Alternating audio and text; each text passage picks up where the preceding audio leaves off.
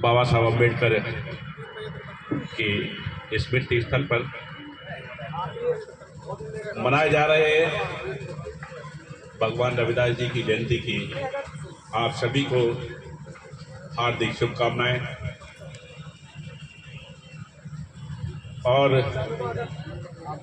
विशेषकर मैं इस प्रोग्राम या इस स्थल पर मनाए जाते रहे प्रोग्राम में जो चार चांद लगाते हैं, जिनकी स्मृति की मैं बड़ी दाद देता हूँ डॉक्टर रामकिशोर गौतम जी की, कि उन्हें मुझे भी पता नहीं रहता, मेरे भी 1000 बच्चे रहते हैं इस स्कूल में, लेकिन नाम और चेहरे से ये पहचान देते हैं।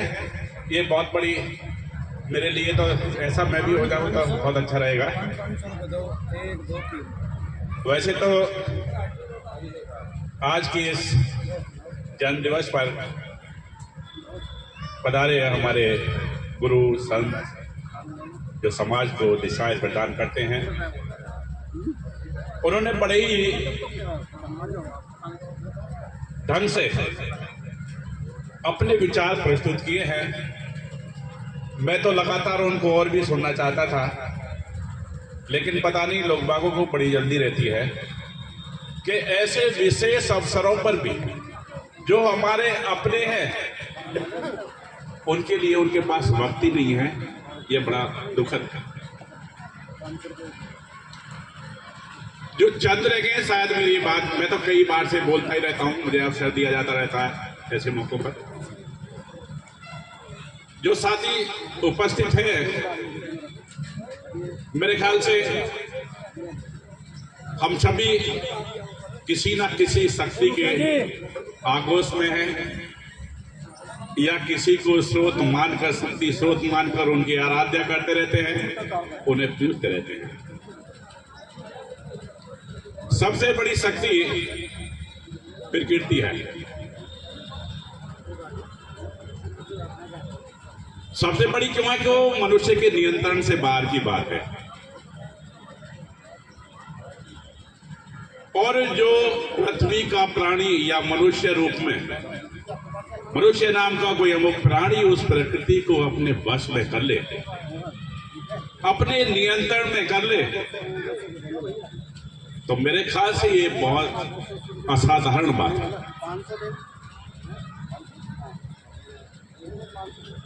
भगवान रविदास जी के जीवन में भी ऐसी अनेक घटनाओं का वर्णन मिलता है जब आश्चर्यचकित घटनाएं घटित हुई। कुछ ऐसी घटनाएं भी थी जो उनके द्वारा या उनके प्रभाव से प्रकृति ने भी अपना समर्पण कर दिया। मुझे 2-4 उदाहरण उनके याद आ रहे हैं। जब उनके पूज्य पिताजी का देहांत हुआ तो वह ब्राह्मणों ने मना कर दिया कि इसको गंगा के किनारे इनका अंतिम संस्कार नहीं होने देंगे। तो आप जानते हैं काशी एक ऐसी जगह है, कहते हैं शिक्षा का पुरातन केंद्र भी रहा है, और शिक्षा का आधिपत्य केवल और केवल एक वर्ण विशेष का रहा था। सभी इस बातों से भली प्रकार अवगत है। तो बताते हैं कि गंगा जी के दूर किनारे पर उनके शव को रखवा दिया गया या गंगा के किनारे तक नहीं जाने दिया।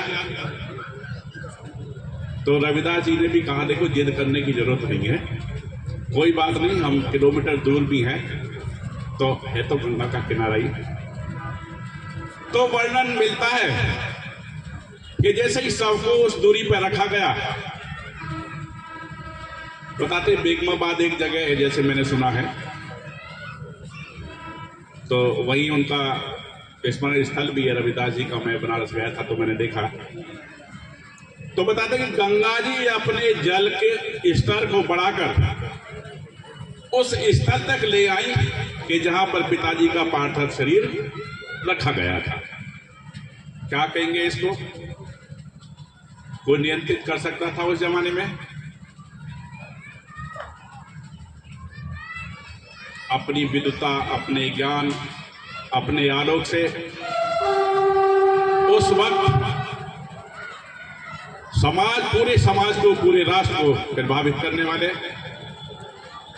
अनेकों राजघरानों ने उनको राजगुरु भी माना, उनके याद में मंदिर भी बनवाए। तो ये उनकी उपलब्धि थी, ये उनका प्रभाव था जो हमारे लिए एक अनुसरणीय अनुकरणीय बातें रह गई हैं शेष मात्र।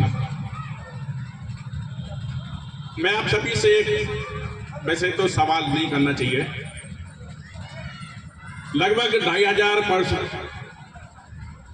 पूर्व भी, उसके बाद 600 साल के पश्चात भी, और 1889 से 56 तक भी, उसके बीच में भी हमारे बहुत सारे महापुरुषों ने जन्म लिया है, जिन्होंने समाज के उत्थान के लिए हमें दिशाएं प्रदान की हैं, शिक्षाएं दी हैं कि इनका अनुसरण कर लीजिए आपका समाज का उद्धार हो जाएगा। लेकिन हम ही पता ना किस मिट्टी के बने हुए, ना तो उनकी शिक्षाओं का अनुसरण कर रहे हैं।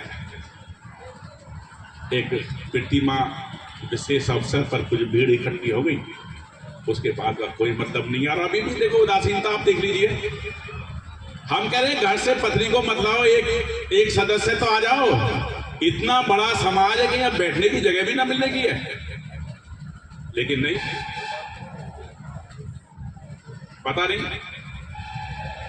एक बहुत बड़ी कमी है, यदि हम लोगों को किसी ने जाति के नाम से पुकार लिया तो हम अपने बड़ा अपमान समझ लेते हैं। क्यों वही इसमें अपमान की कौन सी बात हो गई?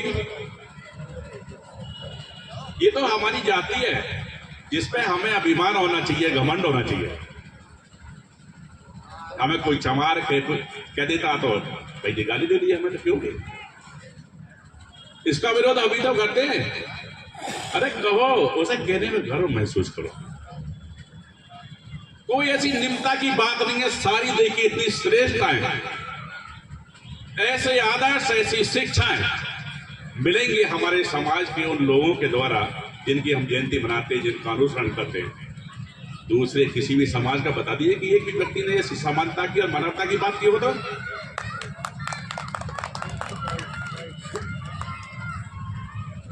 सारी कमी है, फिर भी हमारा समाज पीछे। ये शिक्षाएं, ये आदर्श जो हमारे समाज के अनुकरण योग्य है, इनको छोड़कर हम जो बैठे हैं वही हमारी दुर्गति का कारण है, हमारे समाज की दुर्गति का भी।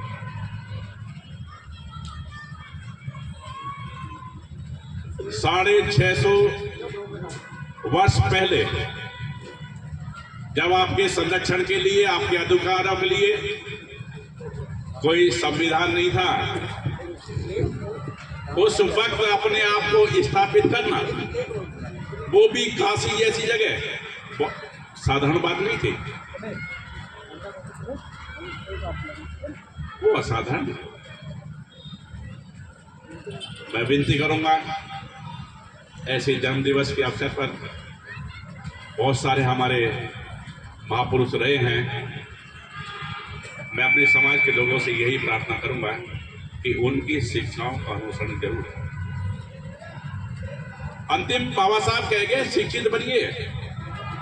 आज तक भी हमारे समाज का रुझान, मैं कह रहा हूं परसेंटेज, अभी संत साहब कह रहे थे कि कितने प्रतिशत है,